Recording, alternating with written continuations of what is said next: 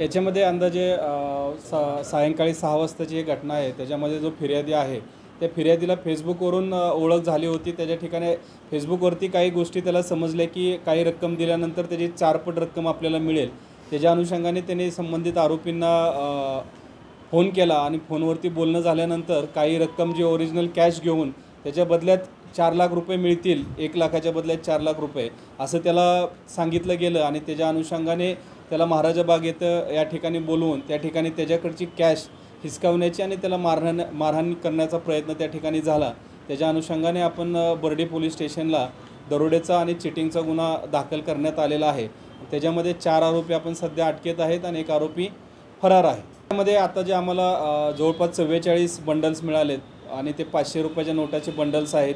त्याच्यामध्ये आतमध्ये काही कोरे कागद पण आहेत।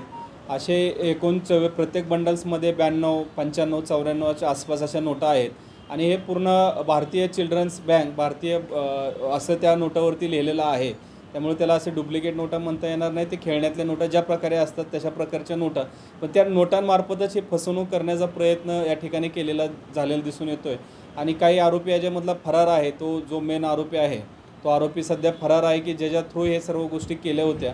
म्हणून या ठिकाणी आणखीन अशा घटना घडल्या आहेत का आणि आणखीन कुठे हा प्रयत्न झालेला आहे आणि ह्या नोटा कुठून त्यांनी प्राप्त केलेत त्या अनुषंगाने आमचे बर्डी पोलीस त्याच्यामध्ये काम करत आहे आणि अतिशय चांगल्या पद्धतीने बर्डी पोलीसची जी टीम आहे, त्यांचे अधिकारी, त्यांचे कर्मचारी यांनी काम केलेलं आहे। त्याच्या अनुषंगाने ते हुबेहूब तशाच नोट्स दिसतात, पण आपण चांगल्या रीतीने पाहिलं जर अंधारात जर तुम्हाला ते नोट दाखवले तर निश्चितच तुम्ही फसवणूक होऊ शकते, कारण त्या टाईपच्या त्या साईजचा आणि अपीअरन्स सेम आहे।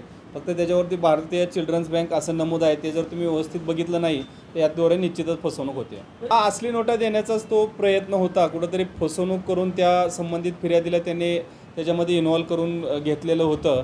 खरं तर हा प्रकार अतिशय हे आहे की फिर्यादीने सुद्धा अशा प्रकारे फसवून किंवा इतर लोकांनी सुद्धा याद्वारे अशी घेतली पाहिजे। एखादा व्यक्ती 1 लाखाच्या बदल्यात 4 लाख रुपये देतो, कुठंतरी फसवणूक याद्वारे केली जाते हे समजणं खरं तर खूप सोपं होतं, तरीसुद्धा याद्वारे लोकांची फसवणूक केली जाते।